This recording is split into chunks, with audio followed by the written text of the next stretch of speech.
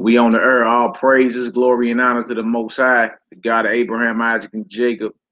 And honor and glory of his only begotten beloved Son, the Holy Messiah, who's currently sitting at his right hand right now as we speak. Long live the King.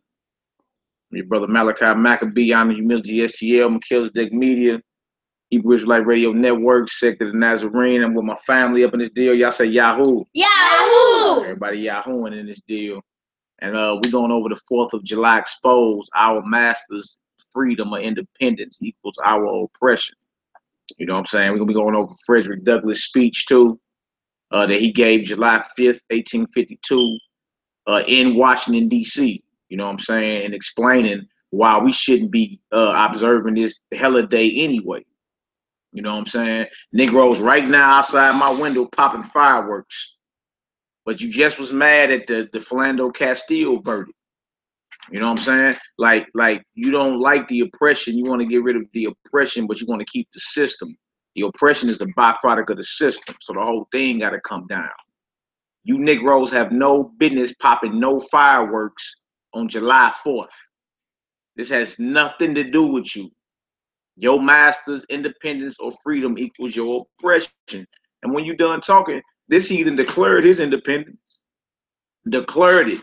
Then had enough nuts to spill blood over it. You know what I'm saying? You ain't even went that far, man. You're not thinking like on a nation standpoint as a self-sustaining government. You ain't even thinking like that. You just glad because Master let you off work so you can eat your pork and pop your fireworks. But as for me and my house, we gonna serve the Most High. Love. Grab Ecclesiastes 7 and 7 for me. I was gonna do Proverbs, but Ecclesiastes is right after that Proverbs you in, right there. Next book. 7 and 7. Ecclesiastes 7 and 7. No Negro or no victim of the transatlantic slave trade, the Spanish Inquisition, the Arabian slave trade that kicked off 800 years before that, you know what I'm saying, has no business even observing this heathen's Independence Day. Period. It's high treason. If we the Israelites and we a nation of people, you know what I'm saying, that are chosen, set apart and above all nations, this is treason for any, especially for any conscious Israelite. You know better. Some of you Negroes is part-time. You done snuck off, you know what I'm saying, over there with your family, hollyhocking. I don't celebrate it, but you popping fireworks, you eating the meat, you know what I'm saying? You drinking the liquor. You're doing everything they do when they celebrate this evil day. And when you done talking, back during when we was physically in chains, if you couldn't make your quota, you know what I'm saying, you would be the fireworks spectacle. You know what I'm saying? If you was old and decrepit and couldn't keep up with the youngsters and making your quota, they would drag you into town, tie you to a tree, and light you on fire. You was the fireworks spectacle because the heathen look at it as a business. He like, if you ain't no asset, then you a liability. So to get rid of their liabilities, instead of firing you, they literally fired you, lit you on fire. But the Negro want to go and celebrate the 4th of your life with his master still. You still ain't learned what it is to separate or to be holy and set apart. What you think holy means is the Hebrew word kodesh, which means set apart, meaning separate. We don't do what the heathens do. Until you learn that, you should forever gonna be up on his bootstraps. The quickest way to get this devil to drop is to stop being like him. Stop worshiping his God. Stop dressing how he dress. You know what I'm saying? Stop singing his music. Stop aiding in the destruction of your people. You understand? Come back to the Most High as a king or a queen of the Most High. Raise your family in these commandments and watch your enemies fall. You tired of them gunning us down in the streets? Philando Castile broke Freddie Gray's back. Gunned down Mike Brown. Tamir Rice was just playing with a BB gun outside and got killed by the police. You feel me? They just cut a brother head off in Jackson, Mississippi, threw his head up on the porch. They just found in Jackson, Mississippi, an ex-Klansman. They dug up his old estate. Man, he got dozens of Hebrew slave tortured skeletons up under his crib, man. See, you Negroes want to play around and say it's just for the kids. No, we raise our children in the truth, man. Let them know the truth concerning these heathens. You understand? And if you had nuts in the spine of your ancestors, you would do the same thing. So let's get Ecclesiastes 7 and 7 real quick. Hebrew. And again, all praises to the Most High and honor and glory of his only begotten beloved Son. We don't learn the way of the heathens over here. We don't do what the heathen is doing. I don't like heathens anyway. You understand? I don't like the way they look, smell, dress, none of that. Now, I know that it's those of other nations that's going to bend their knee in subjection and serve our power and admit who we are and be handmaids and servants in the kingdom. I know all that, but look, when it's time to speak on the evil and atrocities that your people have done, don't be all nervous and, oh, you shouldn't be talking like that, especially amongst my people. Nervous. Because we putting this heathen on notice about what the hell it is he done to our people, what he is doing, and the judgment that's coming. Most High about to judge this place. And you out there popping fireworks. Let's get it. Let's get it, love. Ecclesiastes 7:7. What did it say? Surely oppression maketh a wise man mad. Now, hold on. You claiming to be wise and full of wisdom. The scripture said, surely oppression. Like we're oppressed. Surely oppression maketh a wise man mad. You supposed to be mad and angry at the condition of our people, man. Not happy. Not jubilant. Diddly do, neighbors. Hey. You ain't supposed to be like that. You supposed to be angry when you see your people gunned down in these streets. You supposed to be angry when you see a bro head cut off in Jackson, Mississippi. You supposed to be angry when a mother of 3 get gunned down by the police in her own apartment and she the one that called the police. You supposed to be angry at that, man. You supposed to even be more angry when you see the sexual deviance, the sexual degradation of our people. Our men running around here switching, hanging their wrists. Our women believing they men. The hell you happy in a condition like this, man? But you gonna pop you some fireworks in honor and homage of this heathen's independence, in which he declared his independence. It had enough spine to stand up and go to war with his oppressor. You ain't even did that.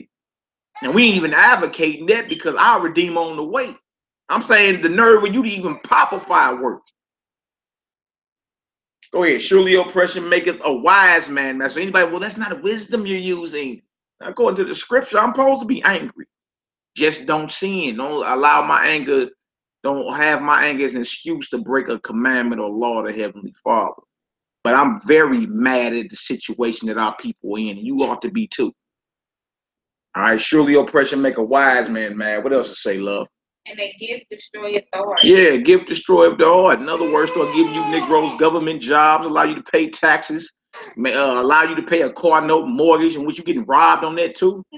Now all of a sudden your heart or your mind is destroyed. Most of our people ain't even standing up for the cause of our people anymore, man. It's not even happening.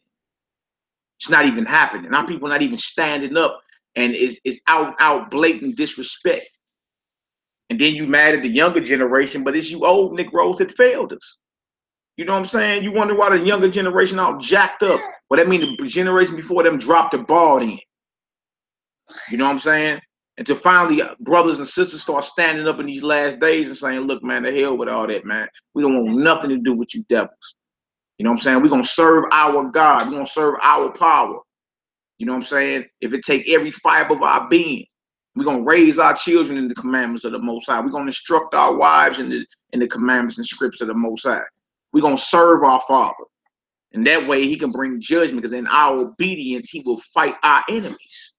And that's what we need. Let's get Proverbs 3 real quick. Proverbs 3, 31 and 32.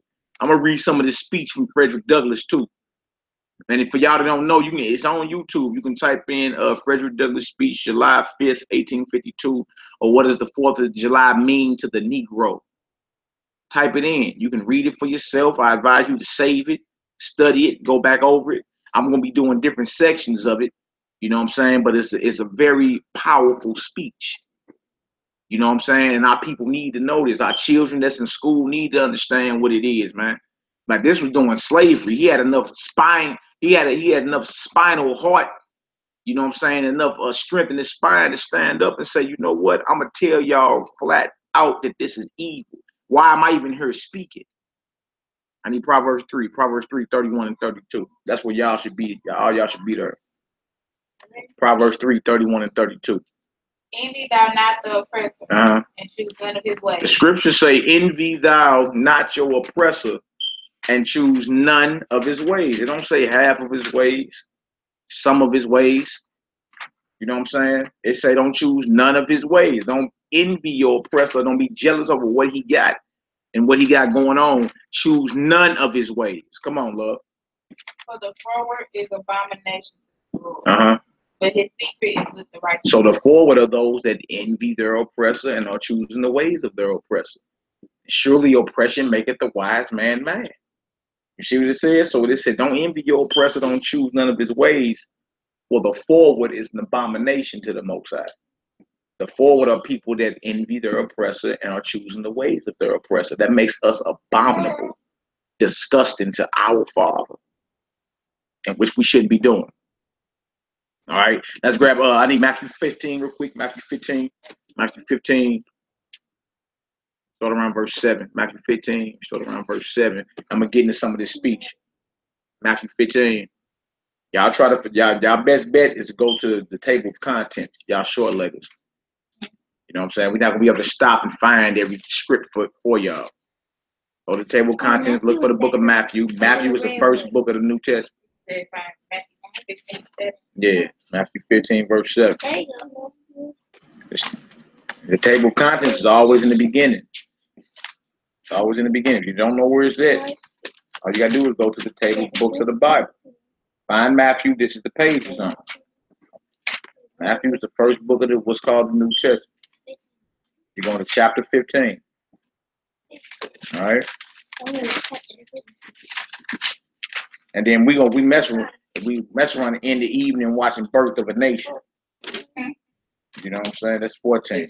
So 15. Chapter 15. Yeah. 7 through 9. Matthew 15, 7 through 9. Right there. Time out for all the funnies. You need to let your family know what the truth is, man. You know what I'm saying? This place is coming down for the atrocities and evil it has done. Hey, but keep that down. Just follow along. Matthew 15, 7 through 9. Matthew 50, we in chapter 15, right? Sure. Find verse 7. This is chapter 15, verse 7 through 9. All right, come on, love, let's get it. Ye hypocrites. You. Hypocrites. Now, this is red letter. That means the Messiah is speaking, the Son of the Heavenly Father. He called men hypocrites. Ye hypocrites. Go ahead. Well did Isaiah prophesy these things. The people draw nigh unto me with their mouth. Yeah. And honor me with their lips, but their heart is far from me. So meaning today is just all lip service. You know what I'm saying?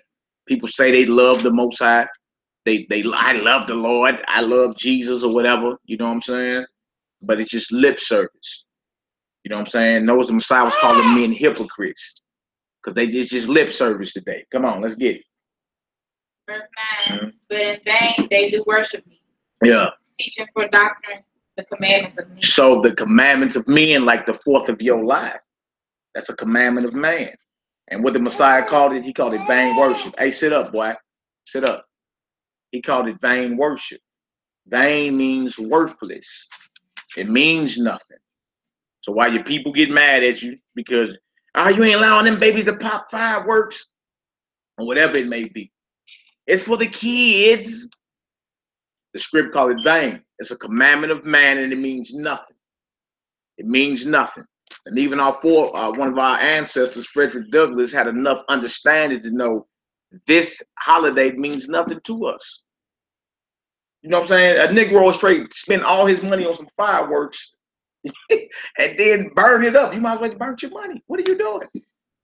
You gonna spend all the money on fireworks, light the firework, and then go up and smoke. You might as well took all that money and put it on fire. Spend your food stamps on the food and spend your cash on fireworks. It don't make sense at all. It don't make sense because all you're doing is wasting your money for fireworks. Because all you're doing is burning. Because all you're doing is taking the fireworks, burning them. You're wasting your money because you're buying them and then you just burning them. Yeah, it makes sense, though. I'm glad y'all see that. It don't make sense. Why would you buy something to set it on fire?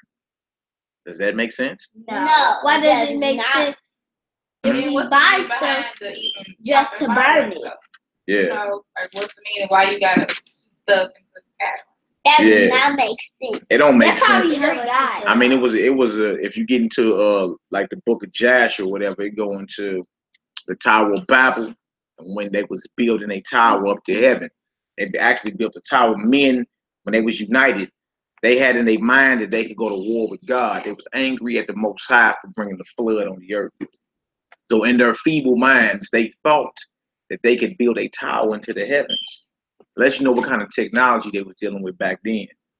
You feel me? Like even technology evolves. I mean, it revolves, should I say? You know what I'm saying? Like what was they dealing with back then to where they actually was building a tower into the heavens, and then when they got so far, they shot off. You know what I'm saying, into the heavens. Like, why are you doing that? Why on New Year's they always shoot to the earth? You know what I'm saying? Why you? All these fireworks, they popping and shooting up, exploding. Yeah. What's the purpose of it?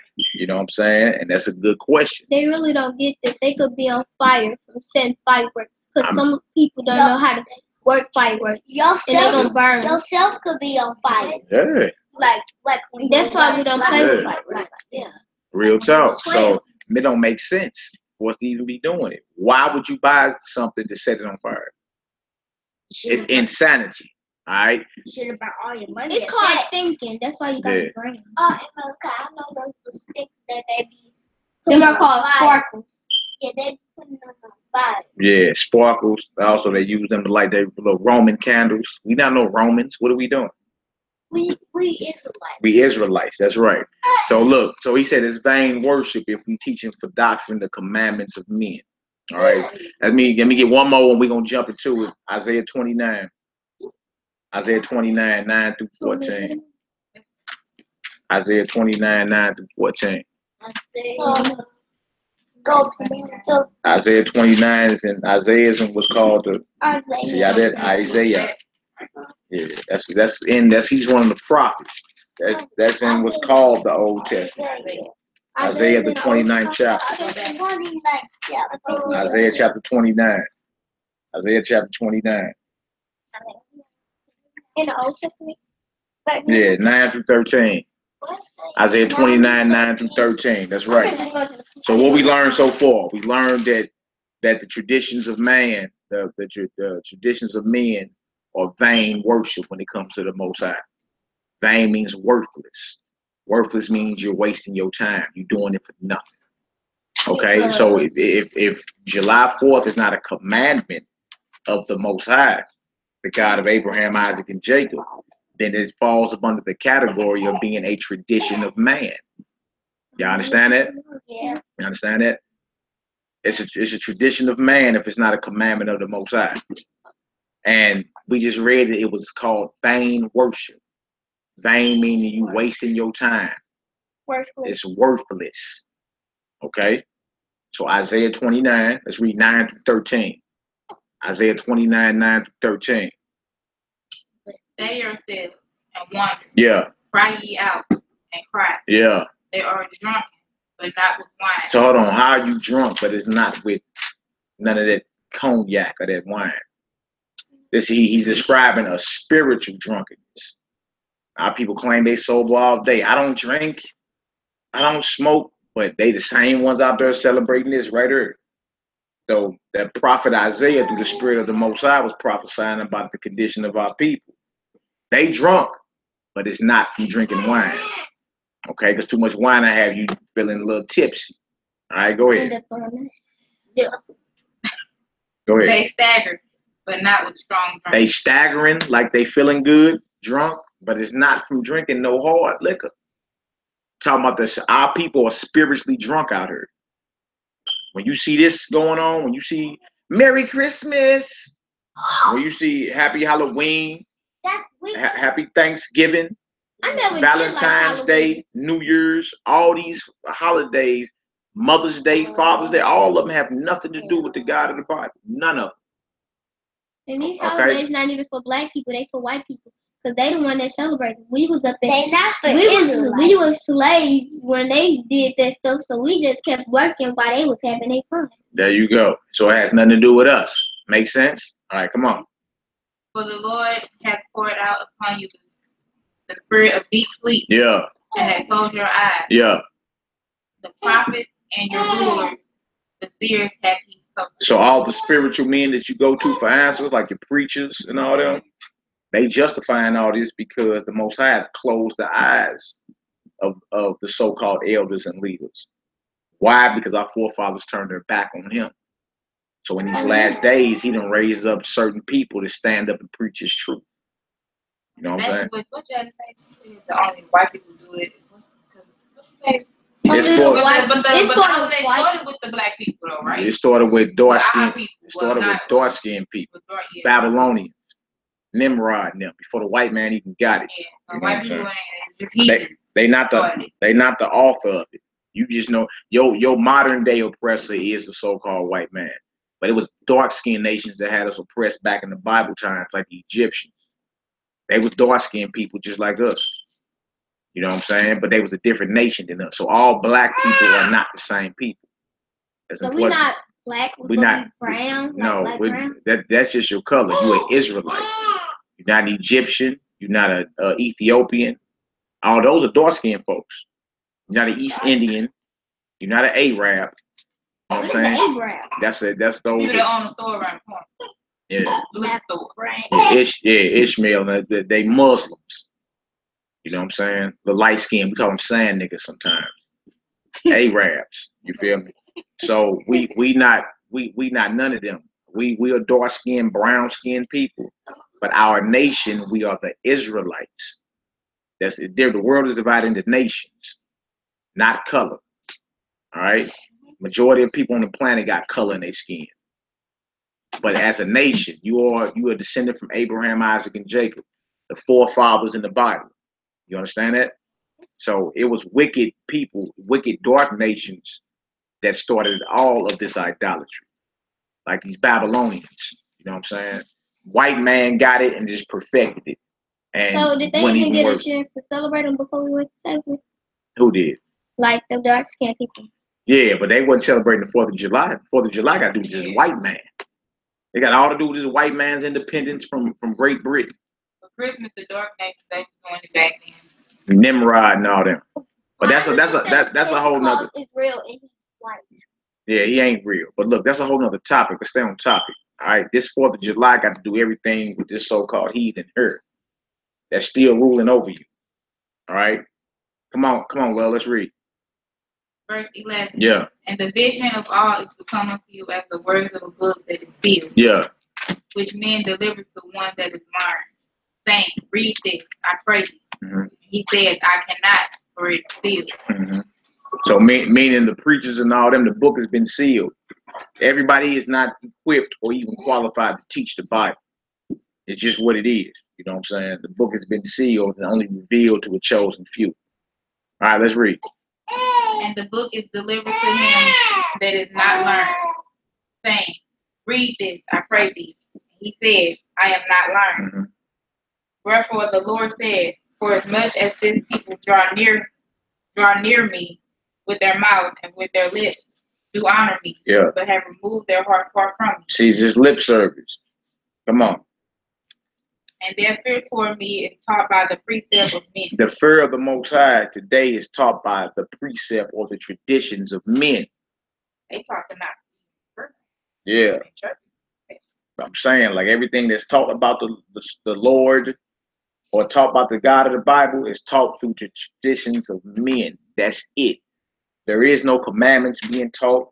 There ain't no stories going, people breaking off, none of that. Everything you hear is in sound bites. Everything you hear is in sound bites. Your whole faith is based off sound bites you hearing other folks say. All right. I'm going to start this off right here. This Frederick Douglass speech. Y'all listen up. All right. And this is what he gave on the White House steps in Washington, D.C., July the 5th, the day after July 4th, 1852, while we were still in physical bondage to this heathen. All right. Right now, it's more of a mental and spiritual bondage because you're still serving his gods and everything. All right. Right here. It said, this is what he said. The papers and placards say that I am to deliver a 4th of July oration. This certainly sounds large and out of the common way. For it is true that I have often had the privilege to speak in this beautiful hall and to address many who now honor me with their presence. But neither their familiar faces nor the perfect gauge I think I have for Corinthian Hall seems to free me from embarrassment. We're just saying, look, I'm supposed to be here to speak about the 4th of July. You know what I'm saying? And that's what I'm heard. You know, he started off buttering them up, letting them know what it is. Then he started running down the history on them and how they even got to the celebration of July 4th. All right. The fact is, ladies and gentlemen, the distance between this platform and the slave plantation from which I escaped is considerable. And the difficulties to be overcome in getting from the latter to the former are by no means slight. So it wasn't easy to escape, he's saying. It wasn't easy for him to arrive where he at. You know what I'm saying? It took a lot of blood, sweat, and tears, a lot of sacrifice. You know what I'm saying? And that's what it was. He had to stand up and fight against oppression. Today, you look at it like it's evil. Oh, he's being a terrorist. He's being a rebel. Well, you done ripped the Bible. You ain't got to be yanking like that. Just flip the pages over, man. All right? But he's being a rebel. You know, our people today are so comfortable in their captivity and their oppression. You know what I'm saying? That any thought of fighting back scares them. Any thought of anybody that's revolutionary talk. Master Charlie is good. Come on over here. Come on over and sit down. Master Charlie is good white folk. As soon as you start reminding this devil what he done did to your people, our people be the ones that want to stand up and tell you to hush. Because we've been whipped into submission. We done got our rear ends kicked up past our shoulder blades, being hurt. You know what I'm saying? And our only redemption is coming back to the God of the Bible, period. That's why it's important for y'all to know the commandments of the Most High. You understand? Know them and do them. Okay? It's very important. That's the quickest way we can get this heathen up off our back. By stop doing what he do and start doing what thus saith the Most High. All right? But trip off this. He say,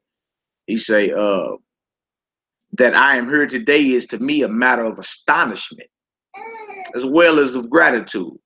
You would not therefore be surprised if in what I have to say I evince no elaborate. This, for the purpose of this celebration, is the 4th of July. It is the birthday of your national independence. He talking to a whole crowd of white folks. Y'all listening? Yeah. He talking to a whole crowd of white folks. He's saying this. He said, for the purpose of this celebration is the 4th of July. It is the birthday of your national independence and of your political freedom. So he ain't talking like this my Independence Day too. This my political freedom too. He talking to a whole crowd of white folk or heathens, letting them know this is y'all holiday. This is y'all national independence. This is y'all political freedom. Today, you got our people saying, we all the same people. Go out and vote. But Frederick Douglass knew better. He was like, look, this got everything to do with y'all and not us. That's why we shouldn't be out there popping no fireworks. All right? Trip off this. He said right here, he say, this is to you what the Passover, y'all know what the Passover is, right? And say, this is to you is what the Passover was to the emancipated people of God. So we had history of the Bible. Trip off this. It carries your minds back to the day and to the act of your great deliverance and to the signs and to the wonders associated with the act and that day. This celebration also marks the beginning of another year of your national life and reminds you that the Republic of America is now 76 years old. But this was in 1852. America got its independence when? What they tell y'all in school? July 4th what? What was the year? Y'all remember? July 4th what? 1776. That's when they got their independence. Okay? This is 76 years later in 1852. that Frederick Douglass is giving this speech in D.C. and he letting it be known to the heathens there. This got everything to do with y'all, not me. Y'all and not us. See? Today, yeah, he's very right. Today, the Negro believes it's got to do with him, but it doesn't. All right. To say now that America was right and England wrong is exceedingly easy. So he's like, look, you can say now, 76 years later, that England was wrong. But had you been saying that while England was ruling, you would have been locked up for treason. You'd have been killed for it. So you can say after the fact, yeah, they was right. They won. They was right. You know what I'm saying? Or they was wrong. You can take sides after the fact. But if you was doing it to stand up and say it before it come to pass, takes bravery. All right. So he's saying it's easy to say now that they was wrong. Everybody can say it. The dastard, not less than the noble brave, can flippantly descant on the tyranny of England towards the American colonies. It is fashionable to do so. It's the end thing. Everybody loves to rant on England and how they was oppressing the colonists. Oh, you can do that now, huh? What about this? He said, but there was a time when to pronounce against England and in favor of the cause of the colonies tried men's souls. So it's just like us today, standing up and saying, the hell with America. The hell with the United States of America. They oppressing us. They going down. To say that today, you be labeled as a terrorist, a terrorist, a rebel. You know what I'm saying? But the very men that stood up and fought against England were saying the same thing about England that we saying about America. You see that? They were saying the same thing. The hell with Great Britain. The hell with them taxes. They oppressing us. You see? Now, to England, to Great Britain, these men were terrorists. These men were traitors. But to the Americans, they was patriots. They was freedom fighters. You see what I'm saying? So it's the same dilemma with us. The Israelites who were the slaves in America. We saying, look, the hell with the United States. We've been oppressed since we arrived on these shores. You know what I'm saying? And after this place fall, everybody can say, yeah, the hell with the U.S. Yeah, it's easy to say then. But to stand up while you being oppressed and say, look, the hell with this place. God gonna judge this place. You feel me? That takes bravery. It takes courage. And most people don't want to do that because you get branded a certain way and it won't be as convenient for you in life. You know what I'm saying? Everybody know, oh, there he comes. But they had to do the same thing. That's the point. They had to do the exact same thing. So he said right here. He said right here. They who did so were counted in their day plotters of mischief. Like they call the Israelites that because we preach about the destruction of this place. Plotters of mischief, agitators and rebels, dangerous men. To side with the right against the wrong, with the weak against the strong, and with the oppressed against the oppressor. Here lies the merit and the one which of all others seems unfashionable in our day. So the straight stand up for the oppressed and say the hell with the oppressor. You know what I'm saying? You get branded a rebel, an agitator, and a dangerous man. The cause of liberty may be stabbed by the men who glory in the deeds of your fathers. Again, we read in Frederick Douglass speech he gave July 5th, 1852, about the 4th of July and how it has nothing to do with the slaves for the YouTube family that's viewing in, you know what I'm saying? And how shouldn't a Negro breathing oxygen? Should nobody of the 12 tribes scattered worldwide breathing oxygen be out partaking in their oppressor's independence from his master? What are you doing? It makes no sense. All right. Feeling themselves harshly. And remember, this is Frederick Douglass talking about the colonists who colonized America and how they had to stand up and fight against Great Britain to win their independence so you Negroes could pop fireworks today. All right. Look, be quiet. It says, feeling themselves harshly and unjustly treated by the home government, your fathers, like men of honesty and men of spirit, earnestly sought redress. They petitioned and remonstrated. They did so in a decorous, respectful, and loyal manner. Their conduct was wholly unexceptionable. This, however, did not answer the purpose. They saw themselves treated with sovereign indifference, coldness, and scorn, yet they persevered. They were not the men to look back. So he letting them know about the men that had to stand up to fight for their independence. And how they had to be branded traitors, rebels, and all that. All right, so he gonna bring them full circle and then talk about the hypocrisy of his nation and how y'all gonna be one standing up and fighting against your oppressor. But when you hear about us fighting for freedom, now all of a sudden we the rebels now. You know what I'm saying? All of a sudden we the ones that's the agitators and the dangerous men. But you had to do the same thing to get free. You see, freedom come with a hell of a cost. You know what I'm saying? It's just what it is, man. And what you'll find out is most Negroes just yapping. They ain't really ready to go to extreme measures. You know what I'm saying? To be free from their oppressor, they're not. Why? Because our Redeemer is going to have to set things in order, man. It's just what it is. A Negro is destroyed today. There ain't no getting around it. There ain't no, you know what I'm saying? You can complain, all you Hebrews out there, you can complain all you want about our situation. Ain't nothing finna change. You know what I'm saying? All we sent to do is warn our people. You dig? We need to let them take her in the room. And she clowning. And she fight. Yeah. Y'all go take her in the room. Okay. So Daddy, it's basically like we gotta find freedom, but they had to do it first. Yeah, they had to do it first. You know what I'm saying? But now we looked at like we just the rebels and angry, you know what I'm saying? But our fight for freedom is us getting out here and teaching our people the commandments of the Most High. All our people got to do is stop doing what our enemies are doing and start acting like who the Most High commanded us to act like. Going up in there and our enemies will fall. Close that door. Close that door. That little baby clown. Nah, you sit here. Y'all little jokers be all right. Sit on up, man. Sit on up.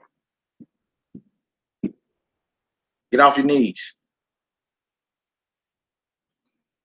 It is what it is. Y'all stand y'all post, man. All right. The madness of this course, we believe, is admitted now, even by England, but we fear the lesson is wholly lost from our present ruler.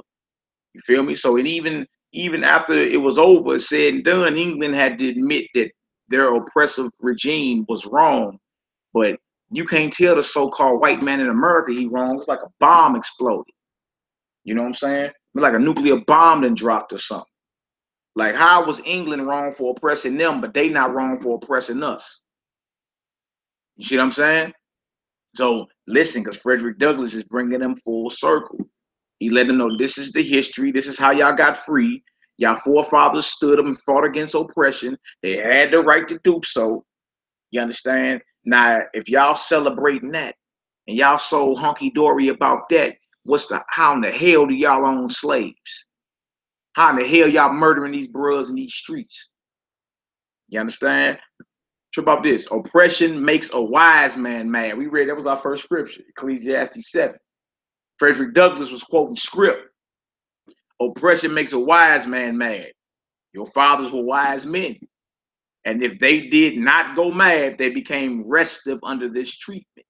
So if they didn't speak out against what was wrong, then they would have got complacent and been cool with the oppression. You know what I'm saying? Which would have been foolish. See? Oppression makes a wise man mad. So naturally, you're going to start speaking out on the oppression that's plaguing your people. And if you don't speak up on it, if you don't say nothing, guess what's going to happen to you? You're going to get complacent. And you're going to forever be under the boots of your enemy. You understand? And that's just what it is, man. We supposed to be out here preaching the commandments of the Most High and faith of his son, preaching about the coming kingdom. And the kingdom of the Most High, the kingdom of Hamashiach, you understand, is going to reign supreme on this earth. And America will be destroyed. America would not be a close number 2 to the kingdom of the Messiah. Nuh-uh, ain't happening. Every knee gonna have to bow and confess who the King of Kings is. You know what I'm saying? And in that day, when you fish lip heathens really understand, y'all will be like, man, those were his people. We the ones he coming to redeem. So our independence is coming. Independence from our oppressor. You know what I'm saying? And being totally dependent on our power, our Elohim, and honor and glory of his only begotten beloved son. You know what I'm saying? That's coming.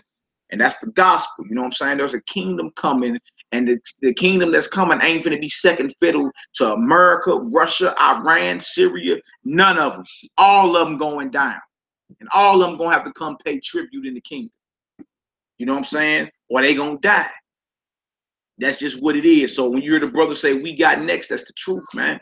The kingdom that's coming is not a democracy. It's not a republic. It's a righteous dictatorship. You know what I'm saying? And you either going to get down or you're going to lay down. That's the truth. All right? That's what it is. So look, let's finish some of this. Also, grab 1 Peter 4 for me. Love, grab 1 Peter 4. So trip off this. It says right there, it says, notice he said, oppression makes a wise man mad. That's Ecclesiastes 7 and 7. All right? It said, and then Frederick Douglass said, your fathers were wise men, and if they did not go mad, they became restive under this treatment. They felt themselves the victims of grievous wrongs. And just like what's happening to our people since we arrived here on these shores. You understand? Grievous wrongs. All right? So it said right there, grievous wrongs, wholly incurable in their colonial capacity. With brave men, there is always a remedy for oppression. You see that? With brave men. You understand? And that's what we raising up. We raising up brave young Israelite men, soldiers out here, man. That's going to be brave enough to look this heathen in his face and let him know, look, the hell with you and your flag. You understand? And to get they brothers out these streets, to get they sisters off these stripper poles, to get these brothers off these drugs. You know what I'm saying? That take a man of heart, courage, and bravery. And those the men we raising up. Those the brothers we seeking out here. You know what I'm saying? Because it takes somebody of a stiff back and great courage to stand up and break the chain of ignorance in their family, man. You understand? And look, I ain't doing none of that no more. Whole family flip on you, talk crazy about you. He's in a cult. Huh? You ain't letting them babies do that no more. Huh? You had Christmas. You grew up doing the 4th of July. So I applaud you.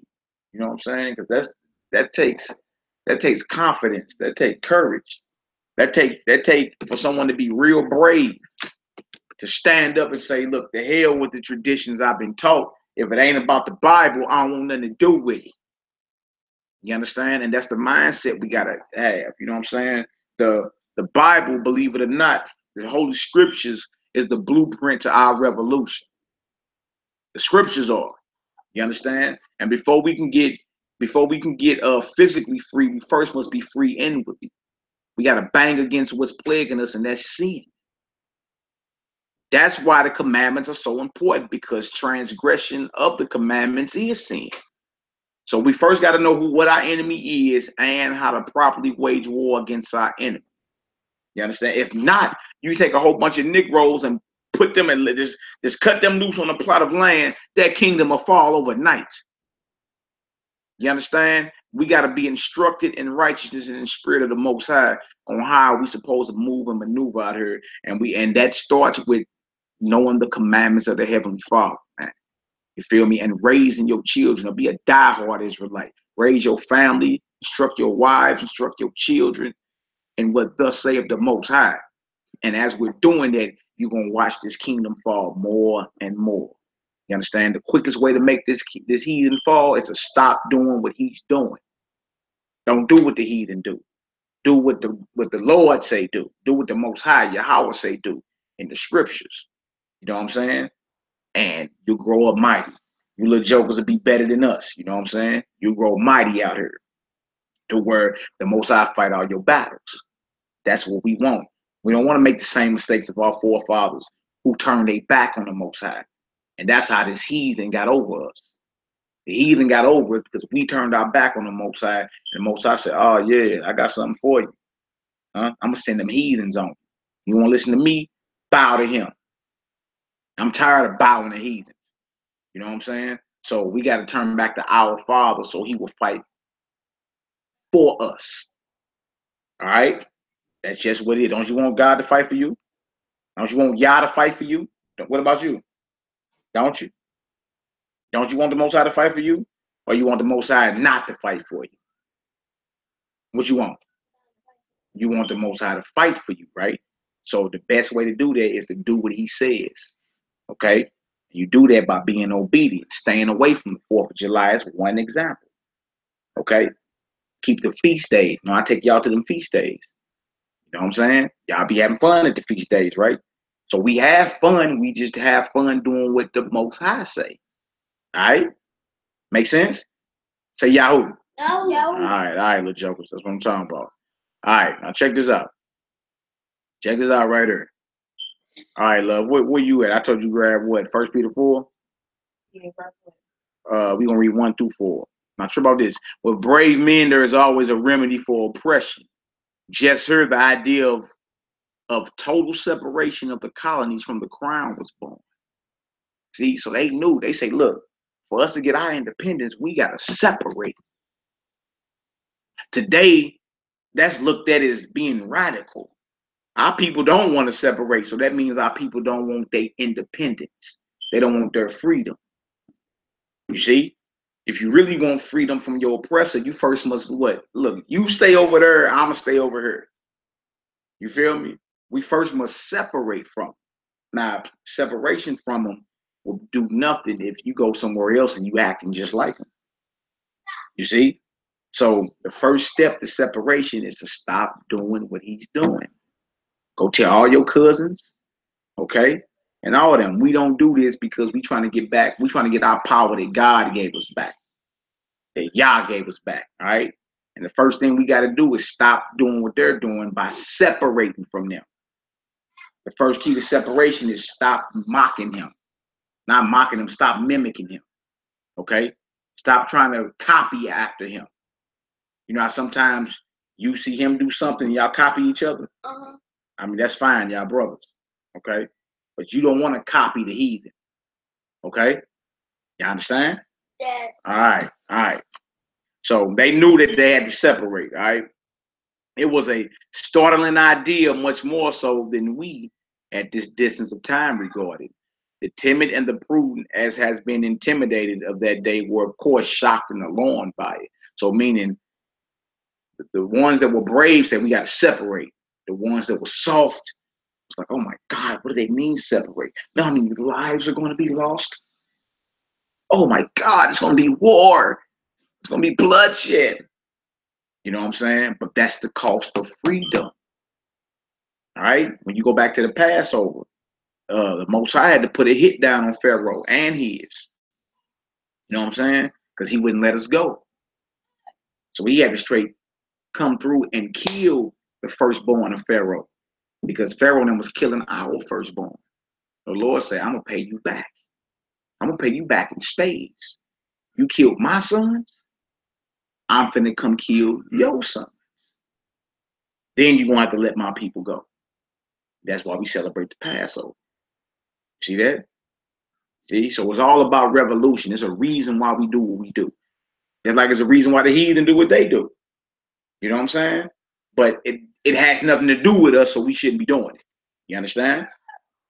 You understand? Yeah. All right, now trip off this right here. So, fellow citizens, pardon me. This is still Frederick Douglass, July 5th, 1842. Fellow citizens, pardon me. Allow me to ask, why am I called upon to speak here today? So we asking, what y'all got me here speaking for? Why am I called upon to speak here today? What have I or those I represent to do with your national independence? You see that? Frederick Douglass asking a question. Why am I here speaking? And what do I or those I represent, my brothers and sisters that's in chains? What does this have to do with me? What have I or those I represent to do with your national independence? He's asking a question. You see that? He's like, look, I have no business here. Why? What you call me for? Okay, trip off this. He said, are the great principles of political freedom and of natural justice embodied in the Declaration of Independence, extended to us? And am I therefore called upon to bring our humble offering to the national altar and to confess the benefits and express devout gratitude for the blessings resulting from your independence to us? You ask him, like, what do you got to do with us? Nothing. Read that for me, love. 1 Peter 4. 1 through 4, yeah. For as much then as Christ has suffered for us in the flesh, yeah. arm yourselves likewise with the same mind. So Peter, the right-hand man, or Kepha, the right-hand man to the Messiah, said, as much as the Messiah have suffered for us in the flesh, arm yourselves with the same mind. Everything ain't gonna be easy in this walk. Everything ain't finna be, you know what I'm saying, like gonna go smooth for you.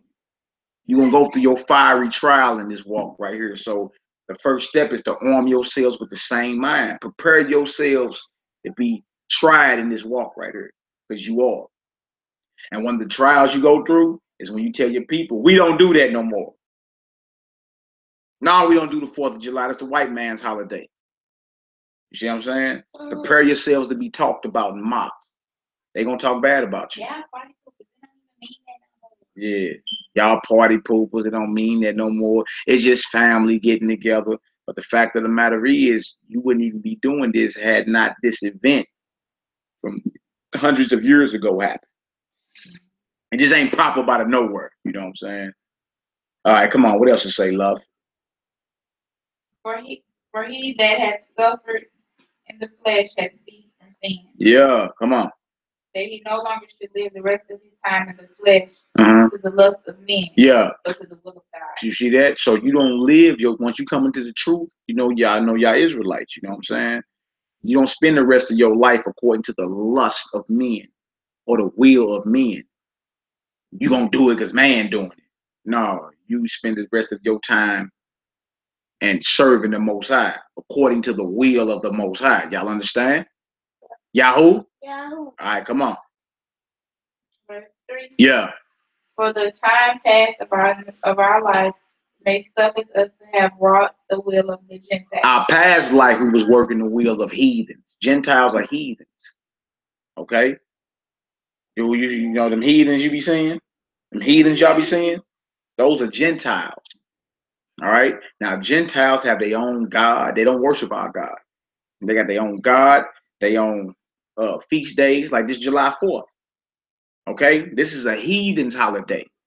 It's not a holy day. It's a heathen's holiday. So in your ignorance, like some of your cousins and all them, in their ignorance, this is what they're doing. But once your eyes have been opened, that's your past life. We don't do that. All right? Come on, love. Wrought the will of the Gentiles, right? Go ahead. Yep. When we walk in lasciviousness, lust, excess of wine, right? Revealing. What's that? Banquetings, yeah.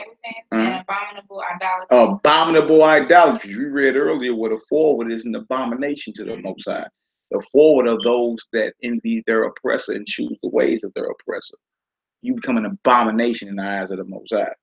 So it says abominable idolatry. You see that? Because you've been serving his God too. You done fought in his military, went to the schools, raised his family. You feel me? And even served his God. And how do you get paid for it? You get killed for it. All right? Let's read. Let's read, love. Wherein they think it strange that ye were not with them to the same excess of riot, speaking evil. So you're going to be spoken evil of because you turn away, you know what I'm saying, from the ways of the world, and now you want to serve the Most High. And notice Peter called it riot. You know what I'm saying? That's riotous behavior doing what these heathens are doing. Riotous. All right, grab Colossians chapter 2 for me too, Nate. Colossians 2, 6-8. That's back there. You'll find it. Around Philippians and all that's new. That's what's called the New Testament. Colossians chapter 2, we're gonna read 6-8. Colossians chapter 2, 6-8. Then I'm gonna pick up some more of the speech. We're reading for y'all that's just tuning in, the YouTube family. We're going over the evils of July 4th and how our oppressors' independence equals our oppression, and how, especially in any conscience, no Israelite, period, 12 tribes scattered abroad, period, should be even observing this night. We're going to Colossians 2:6-8. You know what I'm saying? But especially you conscious Hebrews, man. You dig? Where your heart at? This is treason. The hell you celebrating your oppressor's independence from his oppressor, but you still oppressed. Exactly. It don't make no sense, man. And for you Hebrews is looking for loopholes. Oh, well, technically. Look, man, you not finna get off with the Most High on no technicality, man. You know good and well this ain't got nothing to do with us. What are you doing? Technically, it ain't a pagan day. And I heard Negroes try to justify it. Negroes are disgusting, man. All right, let's get this right. Colossians 2:6-8. This is a tradition of man that's worthless. That has nothing to do with the Almighty. It has everything to do with your oppressor. And as we read the rest of Frederick Douglass' speech, it's going to be quite obvious. All right, come on, let's get it. And he therefore received Christ Jesus the Lord. Yeah, Mashiach Yahushua, the Messiah, the Master. Come on. So walk ye in. Rooted and built up in him, and established in the faith. Yeah, rooted and built up, right? Established in the faith. To get built up, you got to exercise. You know what I'm saying? Now, this is on a spiritual level it's talking about. All right, rooted, built up, and established in the faith of the belief. Come on, love. And ye have been taught. Yeah. Abounding therein with thanksgiving. Yeah. Beware lest any man spoil you through philosophy and vain deceit, after the tradition of man, after the rudiments of the world, and not after Christ. So it says beware. Beware unless you get robbed of your salvation. You get spoiled through the tradition of men. See that? Like this 4th of July. It makes you vain. That has nothing to do with the Most High. Right? And it has nothing to, the rudiments of the world, the traditions of man, have nothing to do with the doctrine of the Messiah. Nothing. Wasting our time. All right, let me read some more of this speech right here. Read some more of this speech. All right. Again, we're reading Frederick Douglass' speech. You know what I'm saying? That he gave July 5th. That he gave July 5th, 1852. You know what I'm saying? And he was asked by these heathens to speak about July 4th, 1776. And he got up on, he went down there in DC in front of them heathens, gave them their whole history, and then dropped a bomb on them. You know what I'm saying? So I encourage y'all to go get that speech. You know what I'm saying? Download it, read it in its entirety. I'm only reading excerpts of it today. You know what I'm saying? But he dropped a bomb on them, and based off the scriptures that he was providing, he understood who we were as a people, who we are as a people. You know what I'm saying? Just like Nat Turner. All right? Think about this. But such is not the state of the case. I say it with a sad sense of the disparity between us. I am not included within the pale of this glorious anniversary. See what he's saying? I'm not. This has nothing to do with me. I'm not included in this glorious anniversary. Your high independence only reveals the immeasurable distance between us. The blessings in which you this day rejoice are not enjoyed in common. I mean, everybody ain't enjoying this day. The rich inheritance of justice, liberty, prosperity, and independence bequeathed by your fathers is shared by you, not by me. Oof. The sunlight that brought life and healing to you has brought stripes and death to me. This 4th of July is yours, not mine. So, but you Negroes today are celebrating it. You see what I'm saying? That lets you know how far gone we are, man. This brother here had to fight against his slave master and escape the plantation. Only to get caught in front of some heathens to speak about July 4th. And he started dropping the hammer on them. Like, look, this has everything to do with y'all, not us. Because y'all hypocrites, man. Hypocrites. All right, let's get it. Trip off this. Also, I need grab that Psalms 137 for me. We're gonna run across that in a minute. Psalms 137, Psalm 137 chapter. You may rejoice. You may rejoice. I must mourn. To drag a man in fetters into the grand illuminated temple of liberty and call upon him to join you in joyous anthems or inhuman mockery and sacrilegious irony. Do you mean citizens to mock me by asking me to speak today?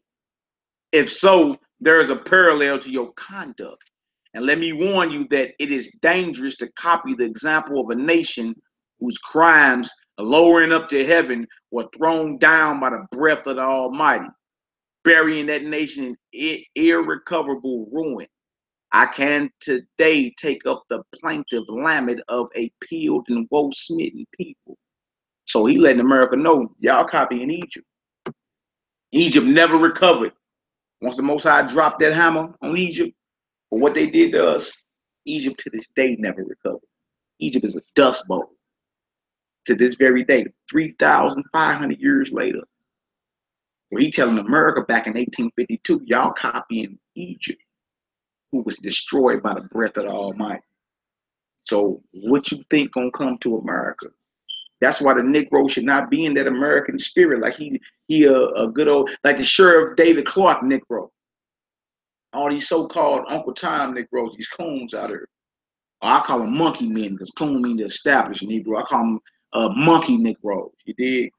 Like, they are copying the same oppressive regime that Egypt did when they had God's people enslaved, and the Most High destroyed Egypt.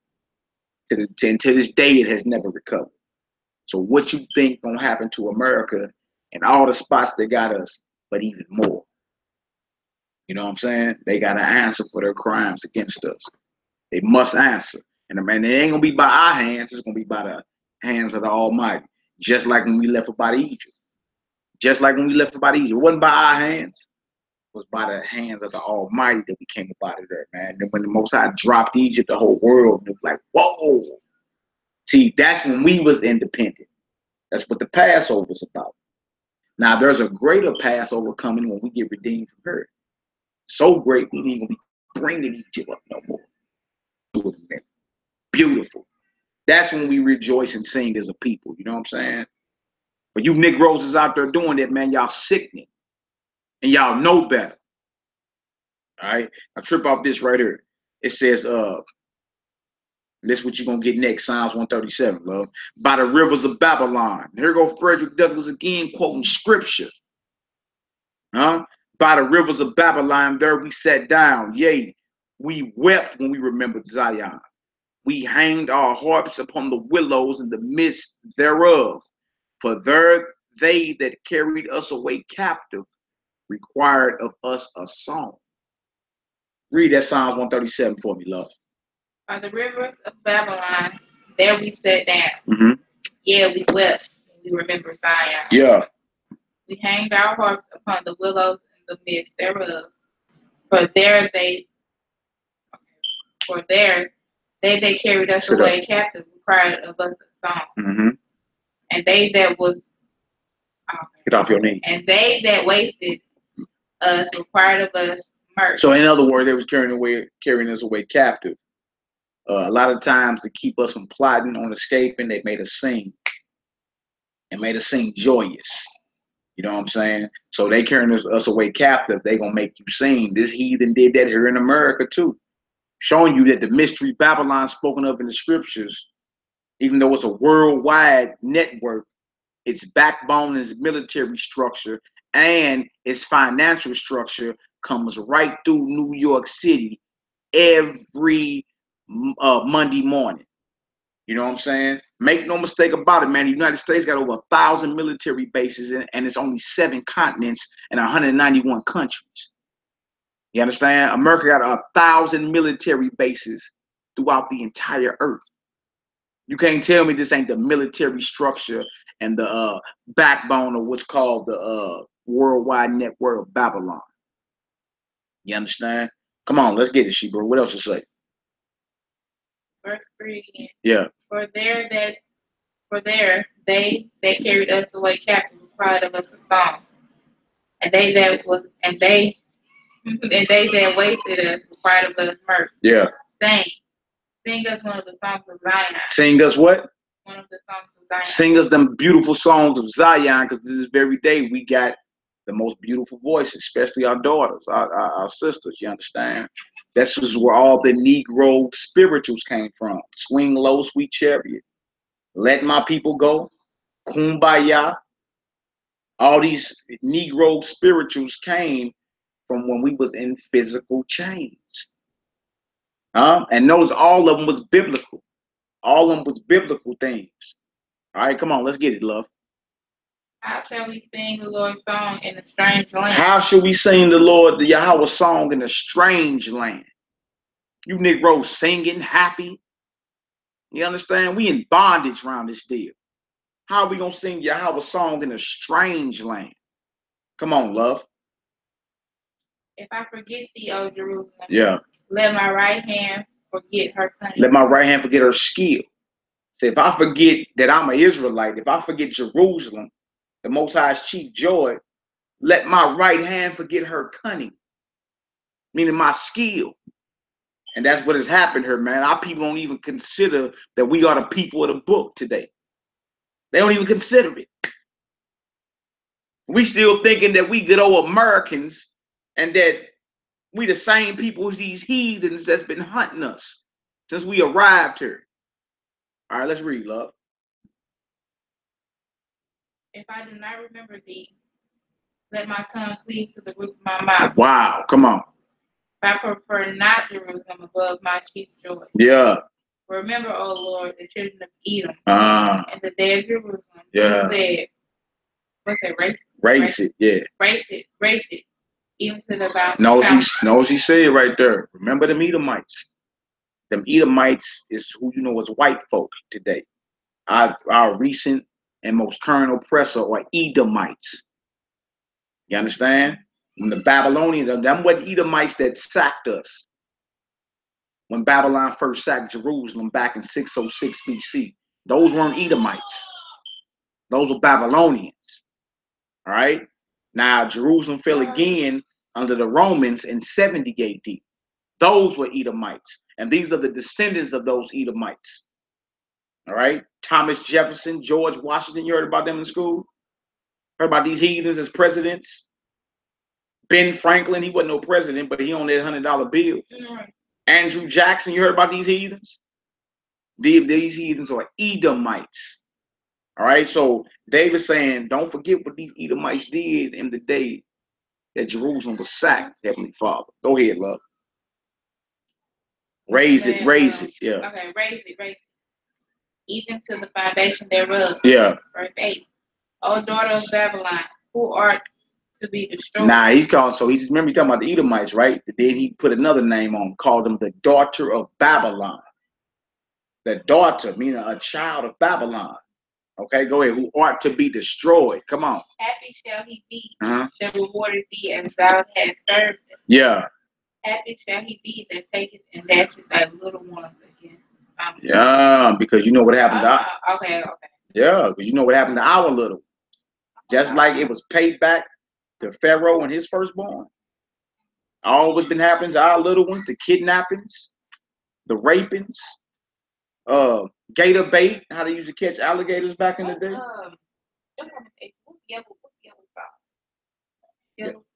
What, the part? I have to look it up. Yeah, but look, all the atrocities that have happened to our children. You know what I'm saying? From ancient Egypt to Jerusalem during the time of the Messiah, all the way up into where we at today. You understand? The Most High ain't forgot none of it. So payback, it must come. It's only natural and it's only right. Because if they hit our firstborns, the Most High said, you touch mine, you touch the apple of my eye. So then they got to get hit for it. Why? Because it's still a law, an eye for an eye. To close that door. Close that door. Okay, that's what it was.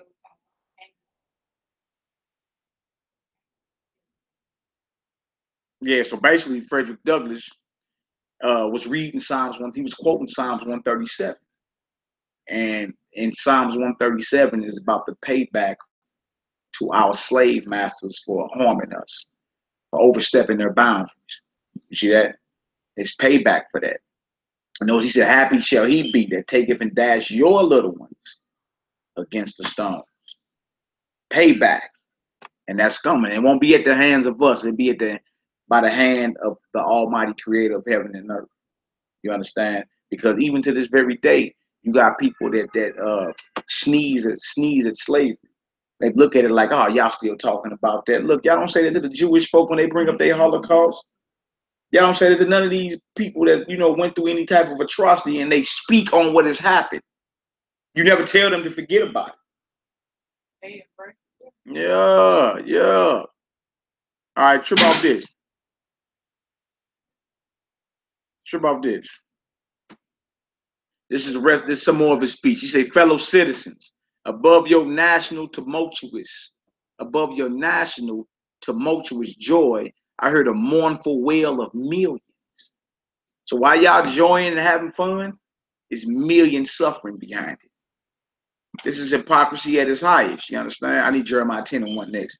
So he's saying flat out, like, even though you join, it's millions that are mourning. So how are you celebrating independence, but you got slaves that aren't independent? And you'll go to the lengths to call them rebels, agitators, and dangerous men because they speak of freedom. You can't even back a dog into the corner without him striking back. You can't back a dog into a corner. He eventually gonna strike back. You know what I'm saying? So anytime they hear of any of us speaking up against what has happened, we're labeled, rebels, fanatics, any of that. You know what I'm saying? But every action has a reaction. So again, fellow citizens, above your national tumultuous joy, I heard a mournful wail of millions whose chains, heavy and grievous yesterday, are today rendered more intolerable by the jubilee shouts that reached them. If I do not faithfully remember those bleeding children of sorrow this day, may my right hand forget her cunning, and may my tongue cleave to the roof of my mouth to forget them over their wrongs, and to chime in with the popular theme would be treason, most scandalous and shocking. Before God and the world. Boy, Frederick Douglass put it on the line. He said to forget what has happened here is treason. To forget what has happened to our people is treason.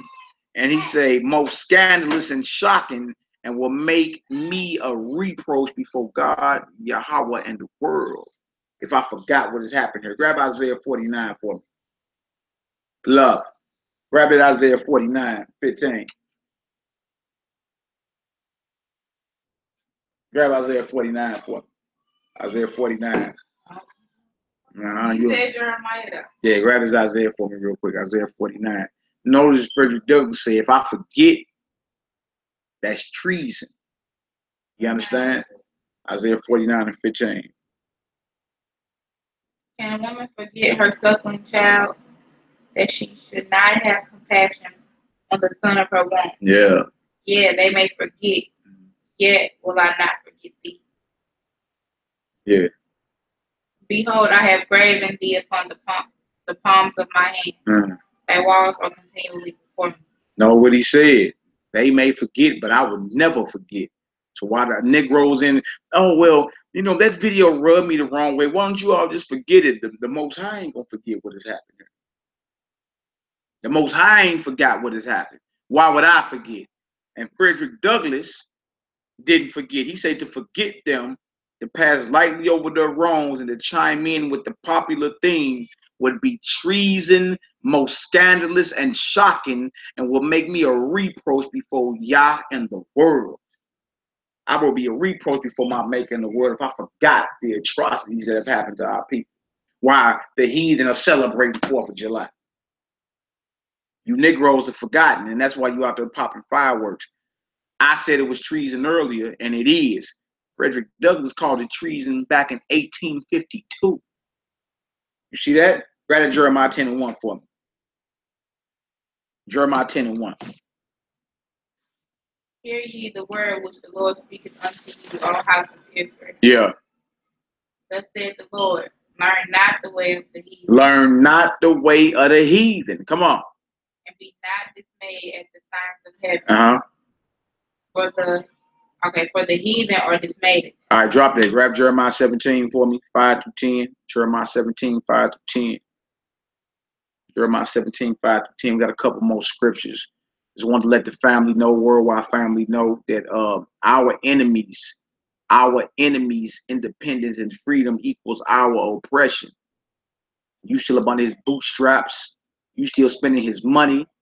You understand? You still punching the clock to keep up his corporations. You still a slave. You still got a birth certificate. You still got a social security card. You still a slave when you done talking. All right, come on, love. What it say?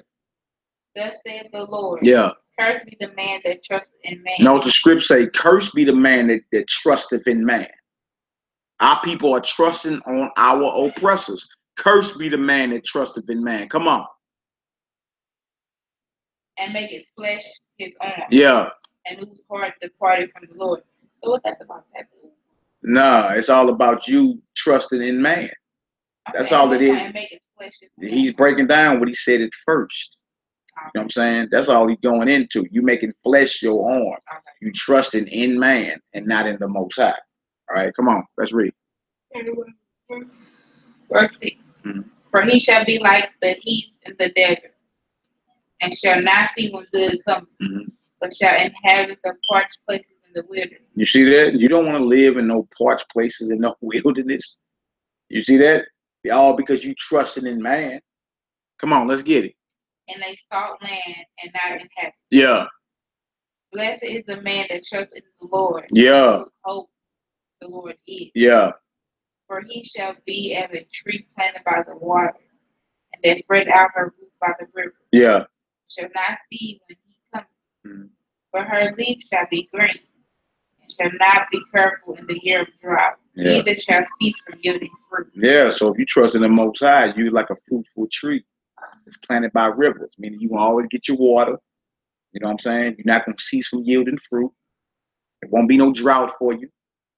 You see? So he's comparing those that trusted man will inherit the parched places in the wilderness. Those that trust in the Most High will be like a fruitful tree planted by the river. Come on, what else to say?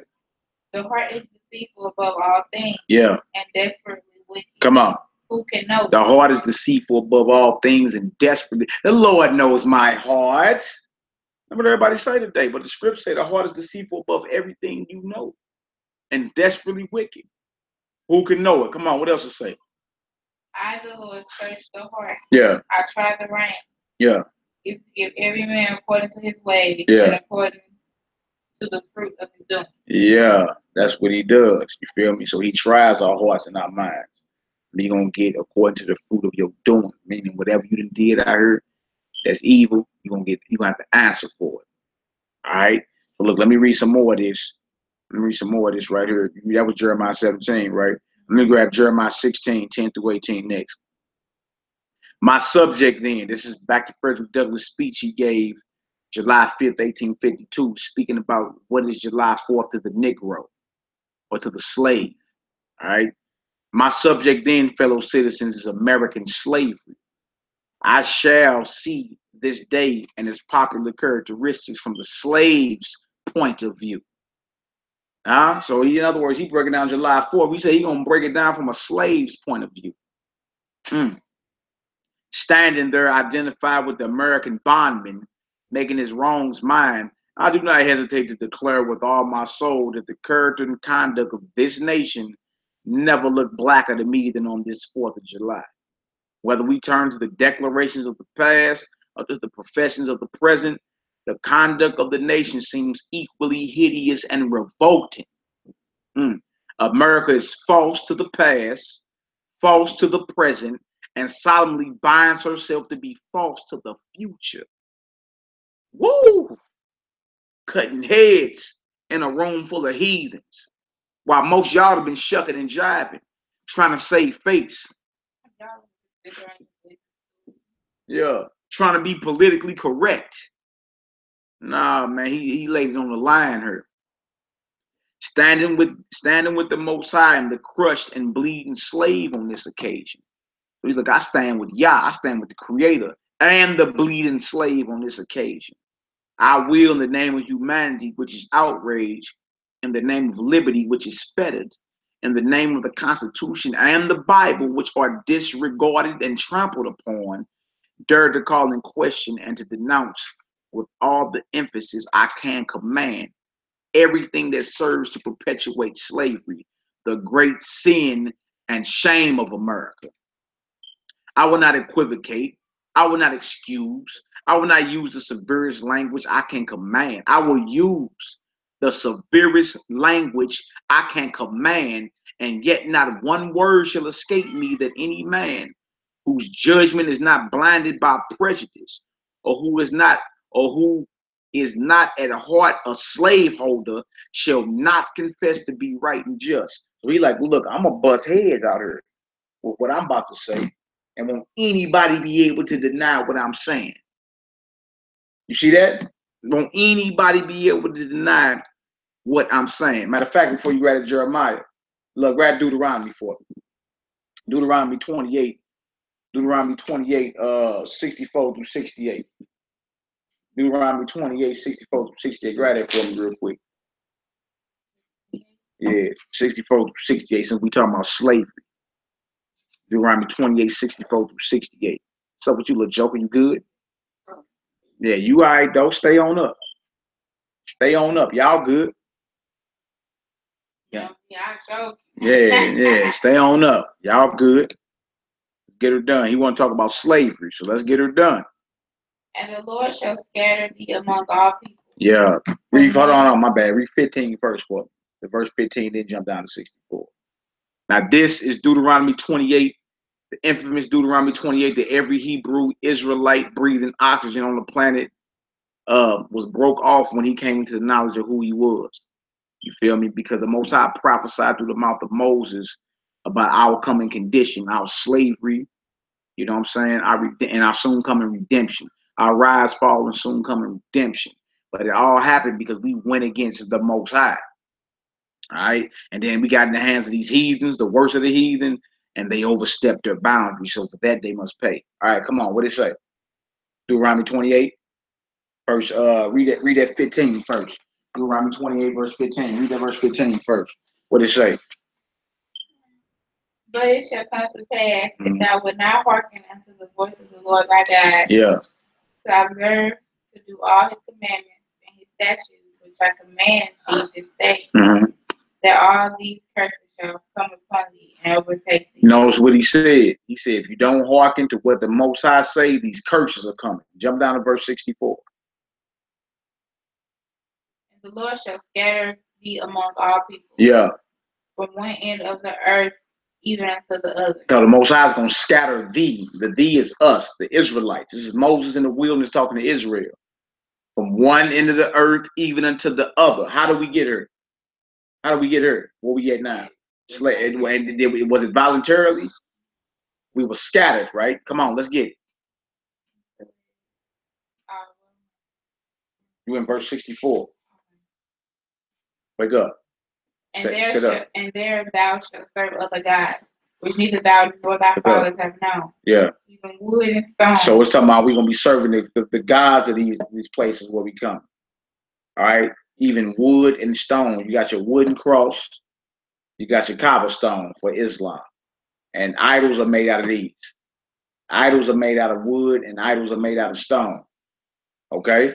So he's saying we're going to be scattered amongst all people from one end of the earth even unto the other for breaking the commandments of the Most High. All right? And there we're going to serve other gods, even wood and stone. Okay? False gods, false ideologies. Okay? Let's get it. What else to say, love? And among these nations shalt thou find no ease. No what? No ease. No ease. Come on. Neither shall the sole of thy foot have rest. Yeah. But the Lord shall give thee a trembling heart. A trembling heart. And failing of eyes. And sorrow of mind. Come on. And thy life shall hang in doubt before thee. Thou shalt fear day and night, and Stand shalt up. have none Stand up. assurance of thy life. Both of y'all stand up. Stand up by the door. Ball y'all fist up. In the morning thou shalt say, would God it were even, right? And at even thou shalt say, would God it were morning? Yeah. For the fear of thine heart wherewith thou shalt fear, and for the sight of thine eyes which thou shalt see. Yeah, so he basically letting it be known we're gonna be scattered, we're gonna be serving false gods, we ain't gonna have no ease where we at. Y'all heard about how we be getting gunned down in the streets? Have you heard about that? That's no ease. Our foot shall have no rest. That means we always gonna be on the move. You know how your mama always working, your mom always working. You know what I'm saying? I'm always working. Why? Because that's the scripture. We went against our God. We have no ease. The sole of our foot has no rest. You know what I'm saying? Come on, what else to say? And the Lord shall bring thee into Egypt again with ships. But this time we're going back into bondage, but this time with ships. If you look on the back of a dollar bill, you're going to see a pyramid. You ever notice that? They're going back of a $1 bill next time you get one. Okay? You're going to see a pyramid on the back of there. That's synonymous with Egypt. Okay? There's pyramids all over Egypt. But Moses was telling the Israelites, you going back into what you know as Egypt or slavery, but this time with ships. That's how we got here. We got here by slave ships. Y'all know that, right? Slave ships is what brought our people to America. Slave ships. So this is Deuteronomy 28:68. The Most High was going to send us back into Egypt by ships. America is another Egypt because it's a house of bondage. Y'all understand? Okay? So y'all got homework. Y'all look at the back of a dollar bill, okay? And when you look at the back of $1 bill, you're going to see a pyramid on the back of there. Now ask yourself, why are there pyramids on the back of a dollar bill, but there ain't no pyramids here like there are pyramids in Egypt? I'm talking about straight triangle pyramids. Why is that on the back of the dollar bill?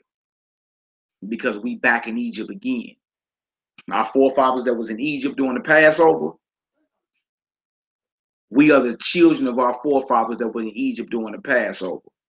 All right?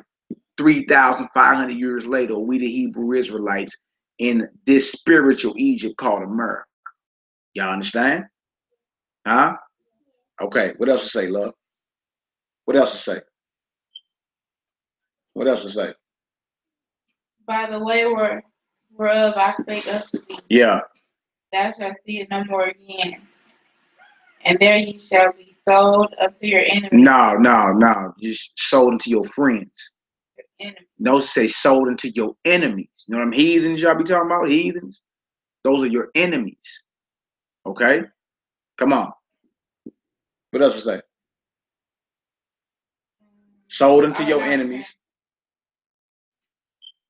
For bondmen and bondwomen. Right. And no man shall buy you. Buy you meaning redeem you. You won't be redeemed out of this condition. That's why all our leaders fail.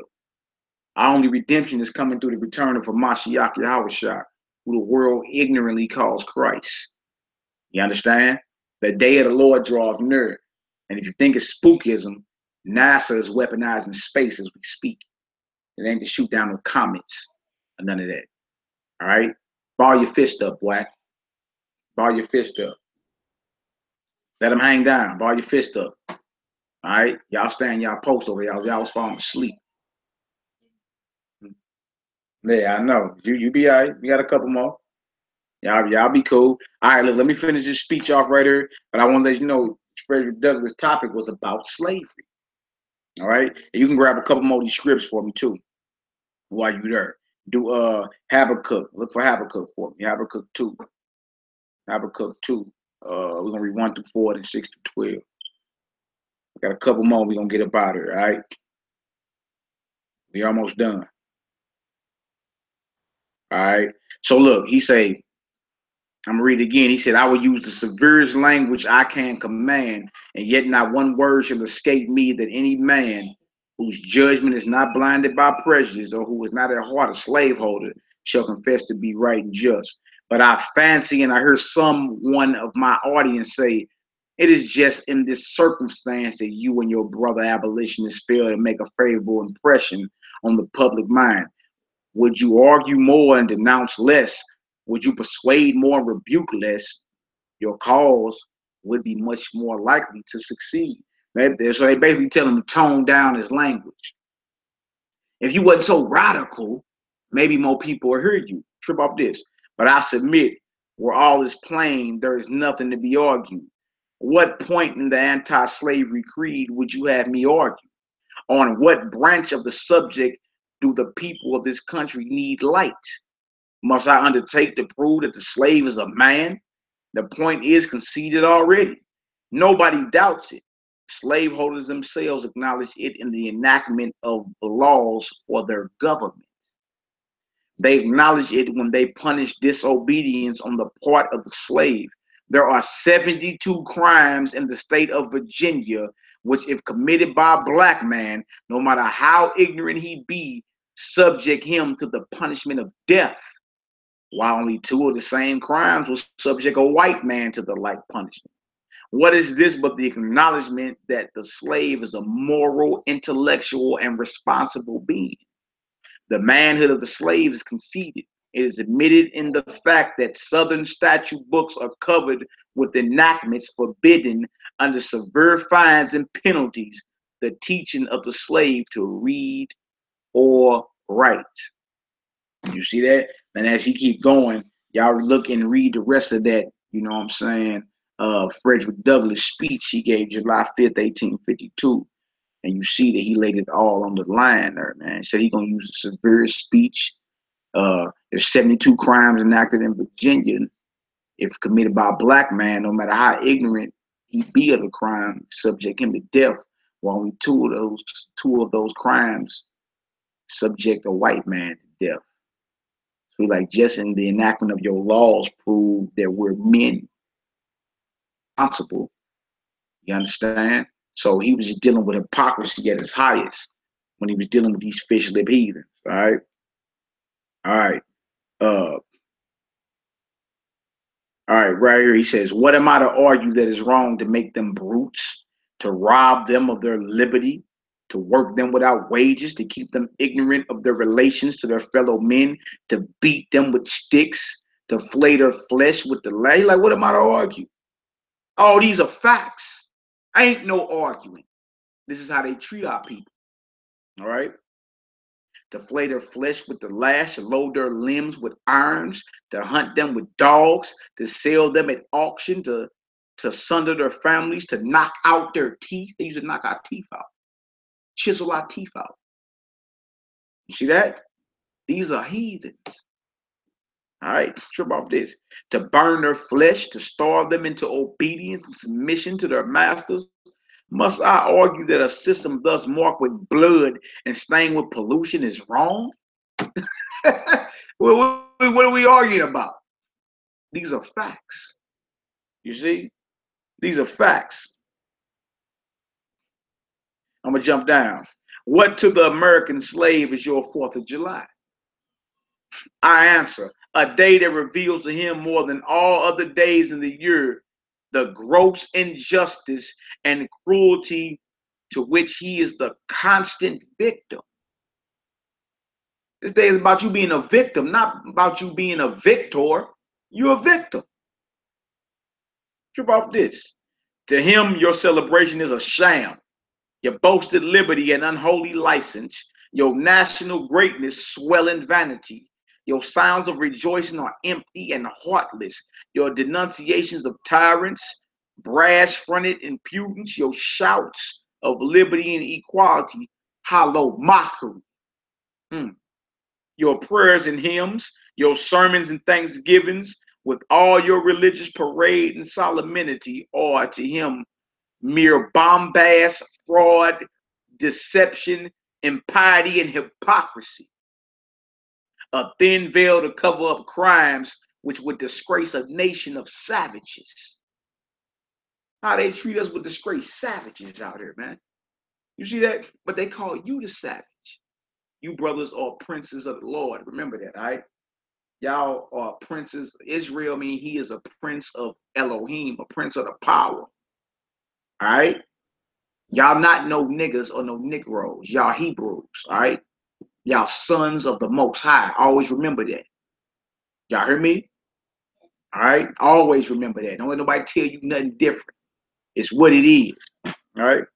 And say, there is not a nation on the earth guilty of practices more shocking and bloody than are the people of these United States at this very hour. Sound familiar because it's happening right now. Take the American slave trade, which we just read about, Deuteronomy 28. Take the American slave trade, which we are told by the papers is especially prosperous just now. Ex-Senator Benton tells us that the price of men was never higher than now. And the truth about this, it's more of us locked up now than was slaves in 1850 picking cotton. Y'all know that? It's more of our brothers in jail now. So slavery ain't went nowhere. The industrial prison complex ain't went nowhere. They building more jails than schools now. Because they want to put y'all in jail when y'all get older. Y'all know that? They want to put y'all in jail, the penitentiary. So that's why it's important that y'all as young men get this truth. So y'all know how to dodge the pitfalls that society has for you, okay? Y'all keep these commandments as long as y'all live. Y'all stand up and fight for the Most High, you understand? And he'll always fight for you, all right? Because slavery is still here if it's more of us locked up today than was picking cotton back in 1850 when Frederick Douglass was giving this speech. Slavery ain't went nowhere, all right? And you the majority of the people in the penitentiary. It's like we just read in Virginia, it's 72 laws that was in Virginia that put black men to death. But out of those 72 laws, only 2 of those laws will put a white man to death. See? So that what they did was once they let you off physical bondage, they enacted laws that would get you locked up because they knew you would do whatever you needed to do to survive out here. See that? So that's why it's important for us to come back to the Most High, fear him, keep his commandments. You understand? And y'all be raised up according to the commands and faith of the Most High. That way you don't fall for these pitfalls out here. Be getting out here in these streets getting locked up. All right? Now trip off this right here. It says, he mentions the fact to show that slavery is in no danger. And it wasn't and it ain't. Because we still are locked up in bondage to this heathen. All right?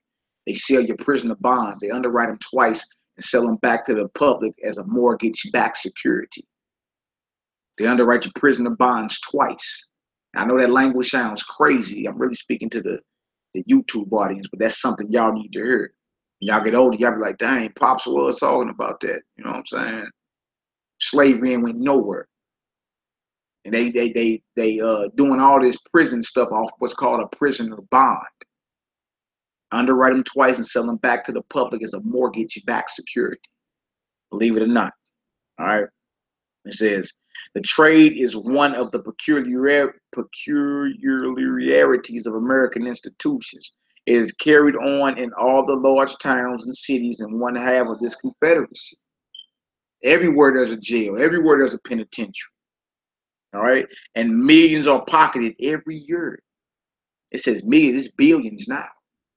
And billions are pocketed every year by dealers in this horrid traffic. In several states, this trade is a chief source of wealth. So is the industrial prison complex. Locking you up is great profit in locking you up. Okay? It's just what it is. Love. Grab these last 2 scriptures for me. Grab these last 2 scriptures for me. You got that Habakkuk right there. Now I need Jeremiah. I need 2 of them in Jeremiah. We're going to close out. Notice spirit Frederick Douglass was in. He was like, look to hell with the 4th of July. Ain't got nothing to do with me. You know what I'm saying? Got everything to do with your victory over us and our oppression. Habakkuk chapter 2 is where we're going. And we're going to end with Jeremiah 16 and then Jeremiah 23. We need Habakkuk chapter 2. We need 1 through 4, then we need 6 through 12. Habakkuk chapter 2, 1 through 4, 6 through 12, and we're going to close on out. You understand? Y'all little jokers, all right? Ball y'all fist up, man. We almost done. All right? Keep your fists out front so I can see. All right, go ahead, love. I will stand upon my watch and set me upon the tower. Yeah. And I will watch to see what he will say unto me. Uh-huh. And what shall I answer when I am reproved? Yeah. Yeah. And the Lord answered me and said, write the vision and make it plain upon tables. Yeah. That ye may run that read it. For the vision is yet for an appointed time. Mm-hmm. But at the end it shall speak. At the end it shall speak. So this is about the end. Come on. And not lie. Uh-huh. Though it tarry, wait for it. Yeah. Because it will surely come. It will not tarry. It will not tarry. Jump down to verse 6. Shall not all these things take up a parable against him, Mm-hmm. and they toss in a proverb against him, which stick clay. What's that? Yeah, read 6 to 12. Shall they not rise up suddenly? That shall bite thee and wake. That shall vex thee. So he letting it be known, like if you like, especially with America, this oppressive regime, overnight, you know what I'm saying, they gonna feel what they've been dishing out all these years. You know what I'm saying? Shall not they rise up against you? It's coming. Go ahead. What else to say? And thou shalt be for booties unto them. Booties mean a spoil, or you're gonna be robbed of everything. To them, the very ones you've been oppressing. Go ahead. 8. Because thou hast spoiled many nations, all the remnant of the people shall spoil thee. You see that? Because you have robbed many nations in which this hellhole is guilty of. All the remnants of the people shall rob you, shall spoil you. Come on, what else to say? Because of men's blood and for the violence of the land and of the city, and to all that dwell therein. Mm-hmm. Woe to him that covet and evil covetousness. Yeah. Right. Come on. To his house. Now, what does covet mean? Somebody else. Yeah, a deep being jealous. A deep desire to have something that's not yours. That's what this heathen did. That's how he got this land. You feel me? It's just what it is. Come on. What else to say? 8, 9 up in there. Okay. To his house, Mm-hmm. that he may set his nest on high. That's what he done did. He done coveted evil covenants to his house to set his nest on high. You took somebody else's so you can be above them, so you can be on high, so you can be the powerhouse. This is describing America to this very day. Come on, what else to say? That he may be delivered from the power of evil. Yeah. Thou hast consulted shame to thy house by cutting off many people. By cutting off who? Many people. That you have consulted shame to your house by cutting off many people. This sounds familiar. This is what this beast does, especially to us. All right, go ahead. And has sinned against thy soul. Yeah. For the stone shall carry out of the wall, and the beam out of the temple shall answer. Woe to him that buildeth the town with blood and established a city by iniquity. Woe to him that built a town with blood and established a city by iniquity. This very place was established by blood and iniquity. This very place you in. The good old United Snakes of America. So the judgment is coming to it. It has to come. The last two scriptures are going to show when we get independent. Jeremiah 23, 5 through 8. Jeremiah 23, 5 through 8. Book of Jeremiah 23, 5 through 8. We're going to close on out. All right. All praises once again to the Most High Yahweh. Bahashem Mashiach Yahweh Shai, in the name and glory of his only begotten beloved Son, the Holy Messiah. Building with the family over the 4th of Yolai. You know what I'm saying? And how it's treason. You know what I'm saying? In the eyes of the Most High and in the eyes of our nation, the Israelites. If any of our people out there celebrate with this heathen on his independence, You understand? When even Frederick Douglass knew better. Even he knew the hypocrisy in us partaking in something that has nothing to do with us. All right, let's finish this off right here. Jeremiah 23, 5-8. Behold, the days come, says the Lord, that I will raise unto David a righteous branch, and a king shall reign and prosper, and shall execute judgment and justice in the earth. Beautiful. You see that? That's a prophecy of the Messiah. You know, everybody keep running. David's the Messiah. Jeremiah 23 and 5 say the Most High gonna raise unto David a righteous branch. You know what I'm saying? So this is a descendant of David that's gonna come and be the deliverer to this people right here, man. Greater than the Exodus, the Exodus story, greater than what went down to ancient Mitzrayim or ancient Kemet, greater than that. All right, and he is our only deliverance, and this is biblical prophecy. The Most High gonna raise unto David a righteous branch, and the king shall reign and rule. You understand? Let's read. What else it say? In his days, Judah shall be saved. That's us. We Judah. You know what I'm saying? In his days, Judah shall be saved. Messiah on his way to redeem his. Whose side you on? Come on, love. And Israel shall dwell safely. All 12 tribes. Judah is going to be saved, and all 12 tribes, as the rest of our brothers, going to dwell safely. That's how you know them imposters over there in the land ain't the 12 tribes of Israel. They ain't dwelling safely. You understand? And had they been the true people, the Hamashiach, the righteous branch raised unto David, would have been the one saving them. You understand? Would have been the one delivering them into their land. Let's read, love. And this is his name, whereby he shall be called the Lord our righteousness. Yeah, no, that's right. Yahweh Zedeknu. Let's read. Therefore, behold, the days come, says the Lord, that they shall no more say, the Lord liveth, which brought up the children of Israel out of the land of Egypt. But the Lord liveth, which brought up and which led the seed of the house of Israel out of the north country. Hold on, the seed of the house of Israel, meaning the children of Israel, the descendants of those who were led up out of Egypt. You ain't even gonna be talking about the Passover no more. You're gonna be talking about the redemption of the seed of Israel who were led up out the north country.